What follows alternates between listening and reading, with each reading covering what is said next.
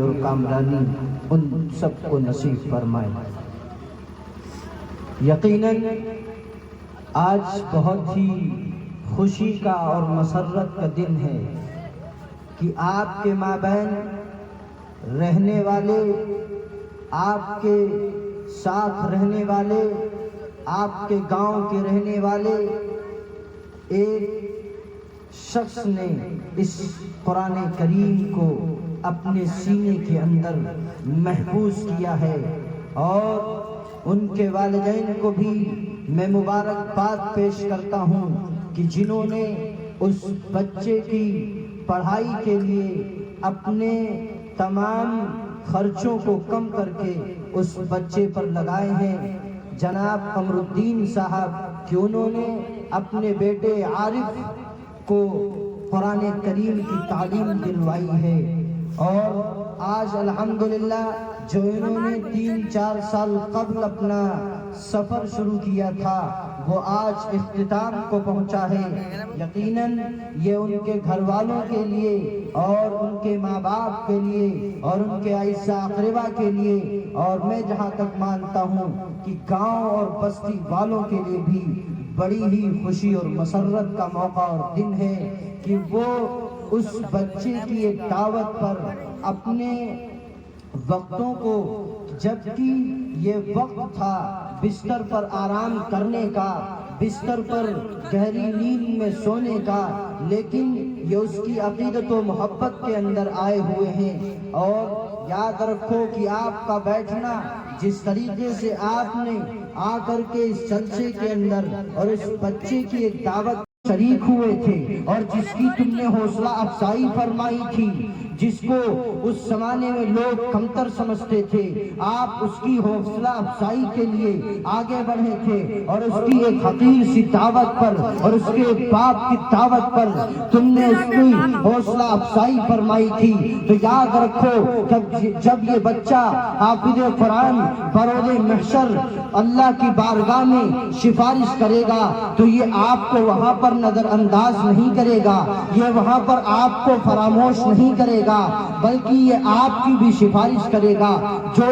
اس کی حوصلہ افزائی کا ذریعہ بنیں گے، جو اس کی ہمت افزائی کا ذریعہ بنیں گے، چاہے جس بھی جگہ سے وہ تعلق رکھتا ہو، چاہے جس برادری اور کنبے سے تعلق رکھتا ہو، اگر تم نے اس کی حوصلہ افزائی کسی نہ کسی درجے میں یا کسی نہ کسی مقام پر فرمائی ہوگی تو رب العالمین اس پر تمہیں یہ انعام عطا فرمائے گا کہ جب اللہ تبارک و تعالی ان حفاظ کرام کو کھڑا کرے گا اور کہے گا کہ آج موازین القسط لیوم القیامہ، آج ہم نے میزان عدل قائم کر دیا ہے، ولا تظلم نفس شیئا، آج کس نفس پر ظلم و زیادتی نہیں کی جائے گی، ہر انسان کو بدلہ دلایا جائے گا، ہر انسان نے جو کیا ہوا ہوگا اس کے ساتھ وہ پیش کیا جائے گا۔ لیکن وہاں پر اگر ہم پھنسیں گے اور ہم نفسا نفسی کے عالم میں ہوں گے، ہم بھول چکے ہوں گے ہمارا باپ کون ہے، ہماری ماں کون ہے، ہمارا بھائی کون ہے، ہمارا رشتہ دار کون ہے، ہمارے اعزا اقربا کون ہیں، چونکہ رب العالمین نے اس منظر کو قرآن کریم کے اندر یوں بیان فرمایا ہے، یوم یفر المرء من اخیہ وامہ وابیہ وصاحبتہ وبنیہ لکل امرئ منہم یومئذ شأن یغنیہ۔ یاد رکھو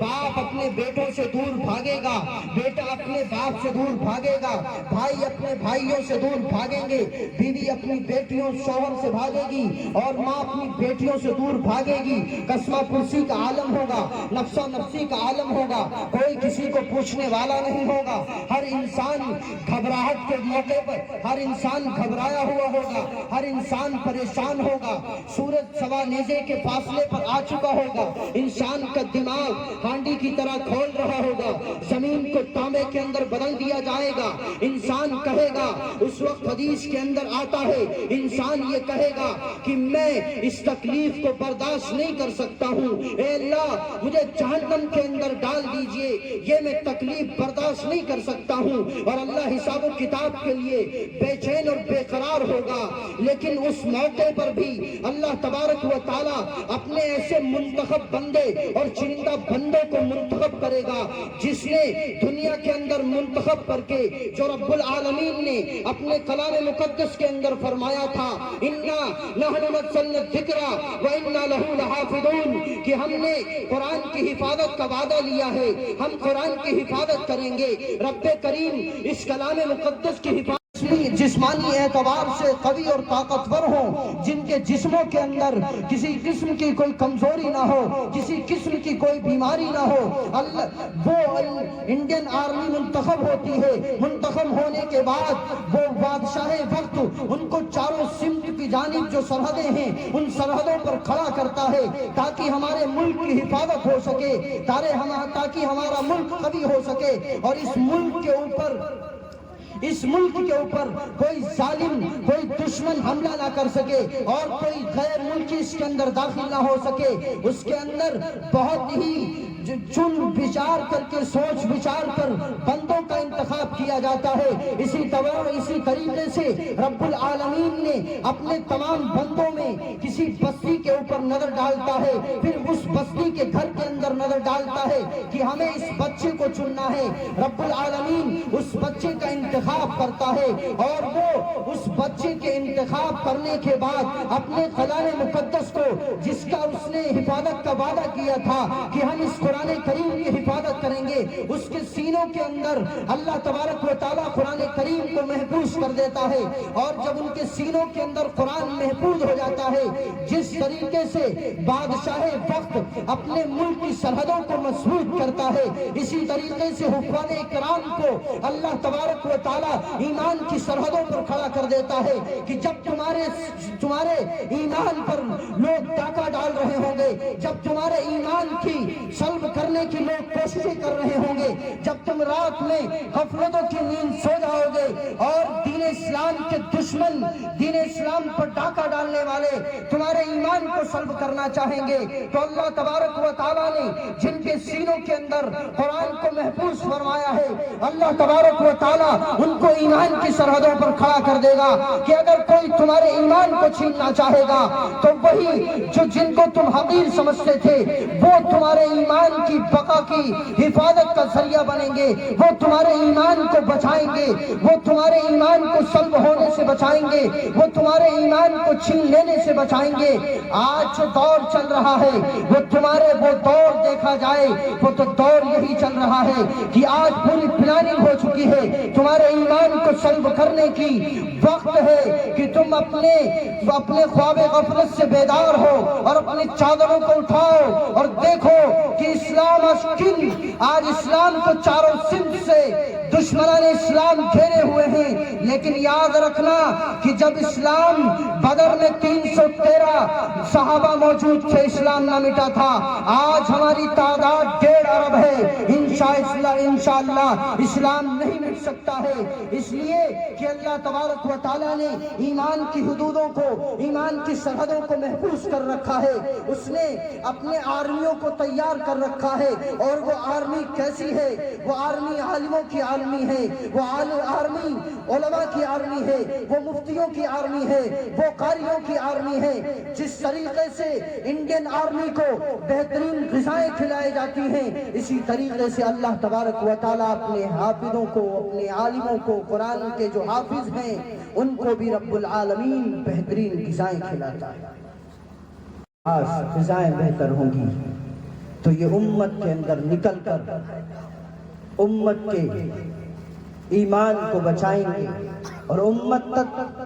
اس دین کو پہنچائیں گے جس دین کو لے کر ہم سب کے آقا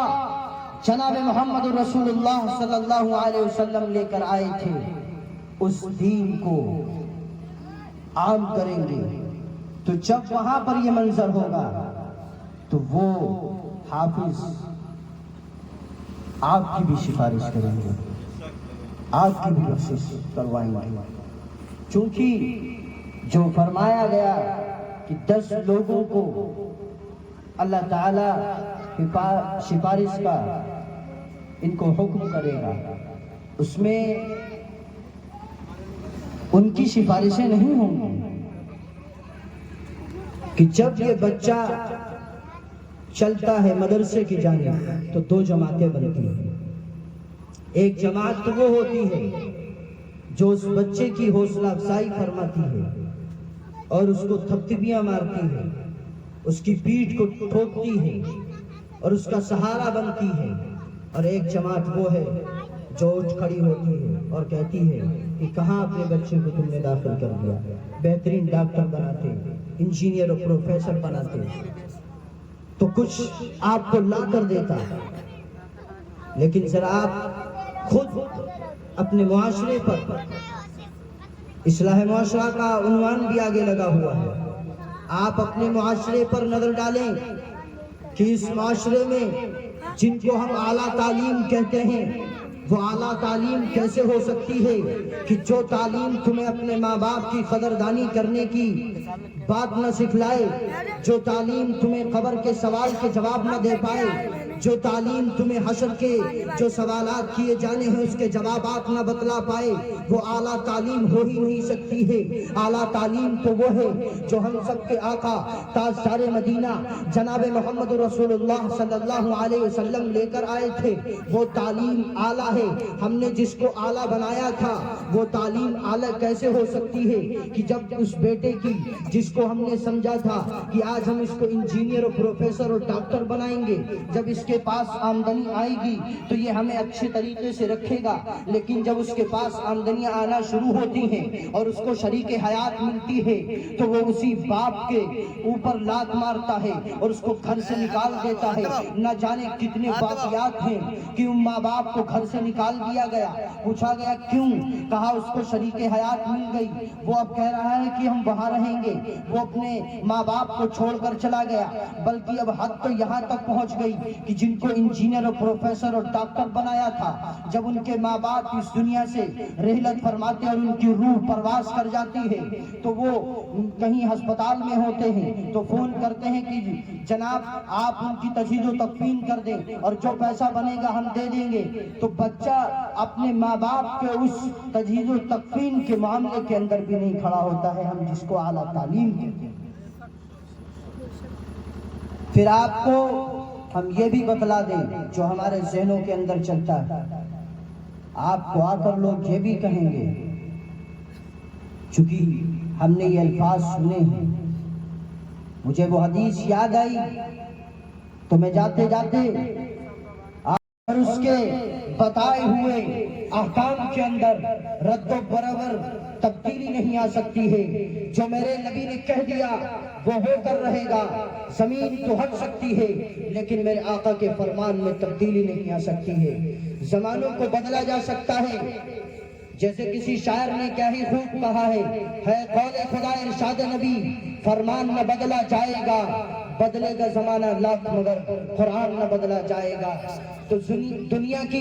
ہر شے کے اندر تبدیلی آ سکتی ہے لیکن قرآن اور حدیث کے اندر تبدیلی نہیں آ سکتی ہے۔ آج لوگ یہ کہتے ہیں اور میں نے سنا بھی ہے اپنے کانوں سے، میں کسی کی سنی سنائی بات آپ کے سامنے نقل نہیں کر رہا ہوں، آپ اس کو بہت ہی توجہ کے ساتھ اپنے دل کے تختیوں پر اس کو لکھو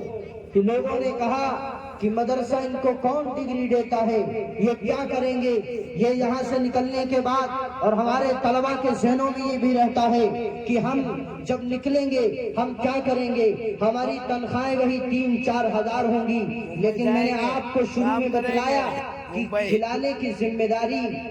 آپ کی نہیں ہے، کھلانے کی ذمہ داری تو اللہ نے اٹھائی ہے۔ کیونکہ جب انڈین آرمی جب منتخب ہوتے ہیں بندے تو اس کو بادشاہ وقت غذائیں دیتا ہے، چونکہ جب یہ طاقت اور قوی رہیں گے تو پھر یہ سرحدوں پر کھڑے ہو کر کے ملک کی حفاظت کریں گے۔ تو آپ ایمان کی سرحدوں کے آرمی ہیں تو اللہ کیسے آپ کو نہیں بہترین کھلائے گا۔ اسی لیے یہاں پر ایک بات یاد آئی، میں بتلا دوں کہ جب کہو لوگوں سے کہ اپنے بچے کو عالم بناؤ، حافظ قرآن بناؤ، میں نے ایک سے کہا ان کے بچے اچھے پڑھتے تھے، چھوٹے تھے اور بہت ہی بڑھیا پڑھتے تھے، میں نے ان سے کہا کہ تھوڑی بڑی انگلش آنے دو، پہلے ان کو کمانے وانے کا ذریعہ تو کر لے، پڑھ کے حافظ جی کمائیں گے۔ وقت ملنا ہو گیا، چونکہ گاڑی ہمارے ادھر سے گزری تو وہ صاحب مل گئے، کہیں کہاں، کہیں نہیں دعوت رہا ذرا، نہیں مولوی صاحب کھاد ہی بنا، تو ہم کہیں کھاد ہی ہے تو کہا بھائی کی بنائے تو بچے کی ہیں۔ ایک طرف یہو کہا تو کہ مولوی صاحب کھاد ہی بہت ہیں، اور دوسری طرف یہو کہا تو کہ کھائیں ہی کہاں سے۔ تو بات ایک کرو، یا یوں کہا کہ کھاد ہی بہت ہیں، کھاد ہی بہت ہیں تو سب کا بڑھائی دے، اور اگر نہ آئیں تو پھر ایک ہی بات اب رہا، دونوں بات کھائیں کہاں، کھاد ہی بہت ہیں۔ ارے کھائیں کاہے نہیں، جب یہ اللہ کا آرمی ہوئی تو اللہ ان کا بہترین غذائے کھلے، بکرا، مرغا، مرغا تو گوا ریٹائر ہو گیا، اب بکرا رہا اور بھینسا رہا، فارمی مرغا تو سب کھائے کھائے سب فارمی ہوئی گے، ان کے ایمانوں ویسے خوش ہوئیں گے کھائے کھائے۔ ہاں تیتر پٹیل کھلائے گا، منا سلوا۔ لہذا تو یہ ہمارے ذہنوں کے اندر نہ رہے کہ یہ کھائیں گے کہاں سے، کھلانے والی ذات اللہ رب العالمین کی ہے۔ وَمَا مِن دَابَّةٍ فِي الْأَرْضِ، جو بھی زمین پر رینگنے والا ہے اس کی رزق کی ذمہ داری رب العالمین نے اٹھائی ہے، کوئی انسان اس کو کھلا ہی نہیں سکتا۔ تو میں نے کیا آپ کے سامنے عرض کرنا تھا، آج تو انہوں نے یہ کہا کہ کوئی ان کے پاس ایسی ڈگری نہیں ہے کہ جو جس کے ذریعے سے بہترین ان کی معیشت اور روزی ہو سکے۔ تو میں نے کہا آپ ڈگری کی بات کرتے ہیں، آپ کی ڈگریاں تو ساری کس کام کی ہیں؟ آپ بتائیے، آپ کی ڈگری ملے گی، آپ کو ڈگری ملنے کے بعد میں آپ کو زیادہ سے زیادہ کیا ہوگا، نوکری مل جائے گی، نوکری ملنے کے بعد میں آپ کی 70، 75، 80، 1 لاکھ، 1.5 لاکھ تنخواہیں ہوں گی، آپ کرتے رہیں گے، ٹھیک ہے، آپ مریں گے، ختم۔ چونکہ اللہ تبارک و تعالیٰ نے اس پر ایک مہر لگائی اور ایک ٹھپا لگایا ہے، کل من علیہا فان، ہر چیز فنا ہو جائے گی، جو بھی دنیا کی وہ سب ختم ہو جائے گی، جتنے بھی چیزیں ہیں سب فنا ہو جائے گی۔ یہاں کسی شے پر دوام نہیں ہے، ہر شے پر اللہ نے فان کا لفظ لگایا ہے کہ سب کی سب فنا ہو جائے گی۔ آپ کی ڈگریاں آپ گئے، اس کے بعد آپ کی کوئی نوکری نہیں پا سکتا، ختم، آپ کچھ بھی ہوں، ختم۔ لیکن آپ دیکھیے کہ یہ بچہ مدرسہ ضیاء العلوم سے پڑھ کر آیا ہے، ضیاء العلوم والے نے ان کی کون سی ڈگری دی ہے؟ میں آج آپ کو وہ ڈگری بتاتا ہوں جو مدرسے نے ڈگری دی ہے۔ اس ڈگری کو ہم سب کے آقا جناب محمد رسول اللہ صلی اللہ علیہ وسلم نے فرمایا، یشفع یوم القیامت ثلاثۃ، الانبیاء والعلماء والشہداء۔ اے دنیا کے لوگوں، یاد کرو تم اپنی دنیاوی ڈگریوں پر فخر کرتے ہو، ہمارے پاس یہ ڈگری ہے، ہمیں یہ نوکری ملے گی، ہم اس نوکری سے اتنا کمائیں گے، ہماری معیشت اچھی ہوگی۔ ٹھیک ہے، آپ کی ڈگری آپ کو مبارک، آپ کی تنخواہیں آپ کو مبارک، لیکن جس روز آپ کی آنکھیں بند ہوں گی پھر پتا چلے گا کہ کون کتنے پانی میں تھا۔ لیکن جو ان کو مدرسہ ڈگری دے رہا ہے، جہاں پر کسی کی کوئی چلنے والی نہیں ہے، ڈاکٹر کی ڈاکٹری فیل ہو جائے گی، انجینئر کی انجینئرنگ فیل ہو جائے گی، پروفیسر کی پروفیسری فیل ہو جائے گی، ماسٹر کی ماسٹری والی ڈگری فیل ہو جائے گی، وہاں پر کس کی ڈگری کام آئے گی؟ جس کو ہم کہتے تھے ان کو مدرسہ کوئی ڈگری نہیں دیتا ہے، اس ڈگری سے یہ نوکری نہیں پا سکتے ہیں۔ آپ دیکھیے کہ ان کی نوکری اور ان کی قیمت اللہ تبارک و تعالیٰ نے کیا لگائی ہے، ان کی کیا نوکری دی ہے اللہ تبارک و تعالیٰ نے۔ فرمایا جب سارے کے سارے محتاج ہوں گے، سارے کے سارے دوڑ رہے ہوں گے، ایک ایک نیکی کو تلاش کر رہے ہوں گے، جب بیٹا باپ کے پاس جائے گا کہے گا میری ایک نیکی کم پڑ گئی، آپ دیں تاکہ ہم جنت میں جا سکیں، آپ ہمیں یہ دیں تاکہ ہم جنت میں جا سکیں، کوئی کچھ کا نمانے والا نہیں ہے، سب بھاگ جائیں گے، پھر مدرسے کی ڈگری نکلے گی۔ چاہیے کہ اگر ہم حافظوں سے، عالموں سے اپنے تعلق کو مضبوط بنائیں گے تو کیا یہ قیامت کے دن بھول سکتے ہیں؟ لہذا ہم ان کی قدر کریں۔ یہی کہ آج جس وقت ہمارے ایمان، آج لوگ مرتد ہو رہے ہیں، اسلام کو چھوڑ کر دوسرے مذہب کو اختیار کر رہے ہیں، اور یہ کھڑے ہو کر ان سرحدوں پر ہمیں اور آپ کو بچانے کا کام کر رہے ہیں۔ یہ راتوں کو جاگ کر جب ہم سو رہے ہوتے ہیں اور یہ قرآن کی تلاوت کرتے ہیں، جس بستی میں حافظ قرآن سو رہا ہوتا ہے، اللہ اپنا عذاب وہاں نازل نہیں کرتا ہے کہ میرا مخصوص بندہ سو رہا ہے، میں کیسے عذاب بھیج دوں اور کیسے میں اس بستی کو تباہ کر دوں۔ نہ جانے کتنے لوگ اس گاؤں کے زنا کر کے اور نہ جانے کیسی کیسی موویاں دیکھ کر سوتے ہوں گے، اللہ ناراض ہوتا ہوگا، زمین اللہ سے چیخ کر اور پکار کر کہتی ہوگی کہ اللہ مجھے اختیار دے دے اور میں اس کو نگل جاؤں، اس بستی کو میں نگل جاؤں۔ اللہ کہتا ہوگا اے میری زمین تجھے اختیار نہیں دے سکتا ہوں، اس لیے کہ اس بستی کے اندر میرا مخصوص بندہ سویا ہوا ہے، میں کیسے اس کو بستی کو تباہ کر دوں۔ کیا سمجھتے ہیں آپ اس کو؟ اگر آج ورنہ ہمارے اعمال یہ تھے کہ آسمان سے آگ برستی، زمین پھٹتی اور ہم سب کو نکل جاتی، یہ ان علماء کی برکت ہے کہ آج زمین سے غلہ نکل رہا ہے، یہ علماء کی برکت ہے، علم کی برکت ہے کہ سورج اپنی کرنیں اس زمین پر ڈال رہا ہے، یہ علماء اور علم کی برکت ہے کہ بارشیں برس رہی ہیں، یہ علماء کی برکت ہے کہ اللہ تبارک و تعالیٰ اپنی رحمتیں اپنی برکتیں عوام پر نچھاور کر رہا ہے۔ ورنہ ہمارے اعمال وہ نہ تھے کہ ہم اللہ کی بارگاہ میں پیش کر کے اپنے سوالوں کو اللہ کی بارگاہ میں سوال کر سکتے، ہماری زبانیں اس قابل نہ تھی، ہمارے چہرے اس قابل نہ تھے کہ ہم اللہ کی بارگاہ میں اپنے ہاتھ کو اٹھا سکتے۔ لیکن یہ علماء کی اور ان حفاظ کرام کی برکت ہے کہ اللہ آسمان سے بارشوں کو برسا رہا ہے، زمین سے غلات کو نکال رہا ہے۔ آپ دیکھیں یہ ساری چیزیں ہمارے سامنے ہو رہی ہیں اور ہم اس کے باوجود ان کی قدر نہیں کرتے۔ ضرورت ہے اس بات کی، اگر چاہتے ہو کہ بہترین معاشرہ بنے، اچھا معاشرہ بنے، تو اپنے بچوں کو سب سے پہلے جو تعلیم دینی ہے وہ قرآن کی تعلیم دینی ہے۔ اس لیے آج اس کی قدر ہمارے دلوں سے نکل گئی۔ اس کی وجہ یہ بنی کہ ہمیں اس قرآن کریم کو پانے کے لیے اور حاصل کرنے کے لیے محنت نہیں کرنی پڑی۔ مدارس کھلے ہیں، حفاظ اور علماء بستی بستی اور مسجد موجود ہیں جو ہمیں علم سکھلا رہے ہیں۔ آپ دور دیکھیں صحابہ کا کہ جس وقت مدینہ جانا دشوار ہے، ظالم ظلم کر رہے ہیں، ان کے پیروں میں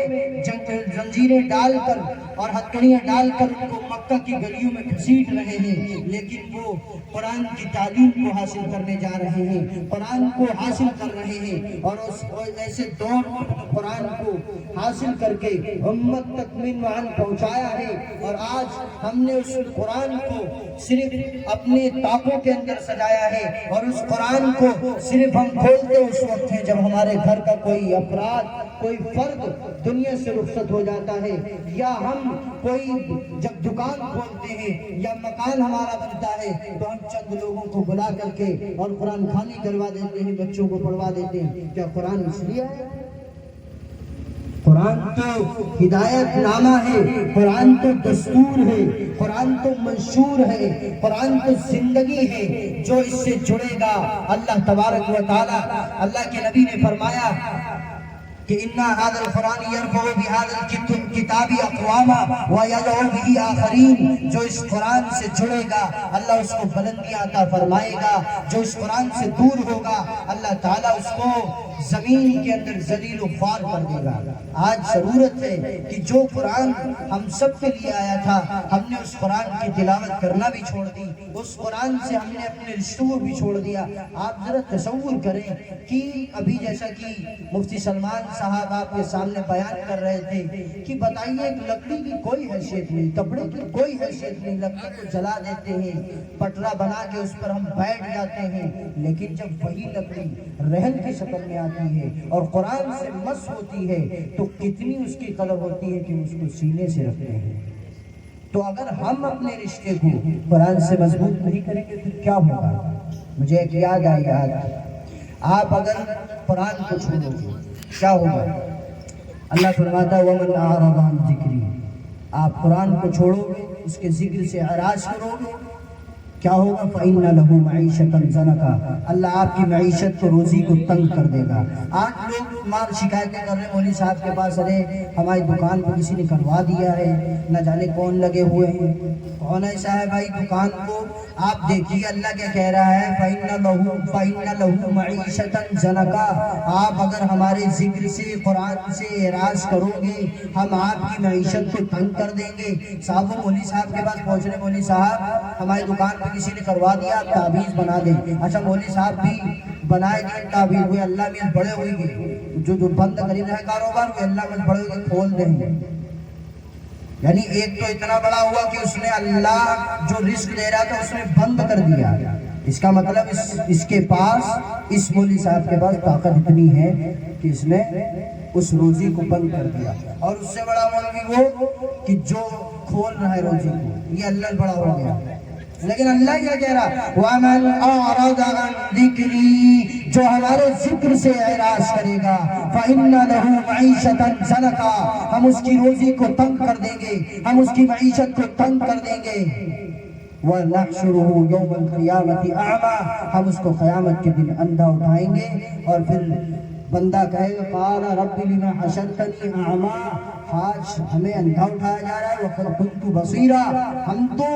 بینائی رکھنے والے تھے۔ اللہ فرمائے گا قَالَ كَذَلِكَ أَتَتْكَ آيَاتُنَا فَنَسِيتَهَا، کہ جب تمہارے سامنے ہمارا قرآن آیا تھا، جب تمہارے سامنے ہماری آیات کی تلاوت کی جاتی تھی اور اس کے احکام کو بتلایا جاتا تھا، تو تم اپنے اس احکام کو کان سے سنتے تھے اور پھر اس کو نظر انداز کر دیتے تھے۔ شام کو سنتے تھے، رات کو سنتے تھے، اور صبح پھر چلے جاتے تھے، اس آیت کو جھٹلا دیتے تھے اور اس کو کہہ دیتے تھے چلے گئے، یوں ہی چھوڑ دیا۔ لہذا کذالک اليوم تنسا، آج ہم تمہیں بھی بھول جائیں گے۔ تو اگر معیشت اور روزی ہماری تنگ ہے تو ہم دیکھیں کہ کیوں تنگ ہے، اس لیے کہ ہم نے قرآن کو چھوڑا ہے، قرآن کو صرف طاقوں کی زینت بنایا ہے اور دہیز میں بیٹیوں کے دینے کے لیے رکھا ہے۔ قرآن اس لیے نہیں آیا تھا۔ جس دن ہم اپنے رشتے کو قرآن سے مضبوط بنائیں گے اور اپنے گھروں میں ایک ایک بچے کو قرآن کی تعلیم دیں گے اور قرآن کی تعلیم سے آراستہ اور پیراستہ کریں گے،